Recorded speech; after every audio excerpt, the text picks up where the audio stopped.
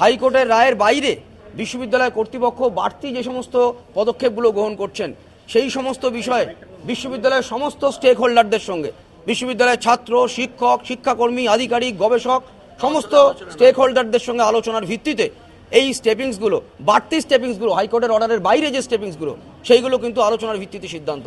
কিন্তু তা না করে গতকাল বিকালবেলা আমরা দেখলাম একটা অর্ডার রেজিস্ট্রার হাইকোর্টের অর্ডারের সাথে একটা অর্ডার যুক্ত করে বার করে দিলেন, যে অর্ডারটার মধ্য দিয়ে আমরা প্রত্যক্ষ করলাম আজকে যে 2 নম্বর গেট বন্ধ, বিভিন্ন গেট বন্ধ, এবং এই আই কার্ড সকলের ক্ষেত্রে যদি না প্রযোজ্য করা যায় তাহলে তারা বিশ্ববিদ্যালয়ে ফ্রি মুভমেন্ট করতে পারবেন না, আসতে পারবেন না। আমরা ডেপুটেশন দিয়েছি, আমরা বলেছি উপাচার্য মহাশয়ের সাথে রেজিস্ট্রার আলোচনা করুন, করার ভিত্তিতে 2 নম্বর গেট খোলা এবং হাইকোর্টের রায়ের বাইরে বাকি যে বাড়তি পদক্ষেপগুলো কর্তৃপক্ষ নিয়েছেন সেইগুলো সম্পর্কে আমাদের সঙ্গে আলোচনার ভিত্তিতেই পদক্ষেপ গ্রহণ করা হোক। অথরিটির হেড এবং প্রশাসনিক হেড হিসেবে ভিসি স্যারের পদত্যাগ স্টুডেন্টরা এখনও দাবি করছে। যতক্ষণ না আমাদের দাবিগুলো ফুলফিল হচ্ছে ততক্ষণ ক্লাস বয়কট চলছে।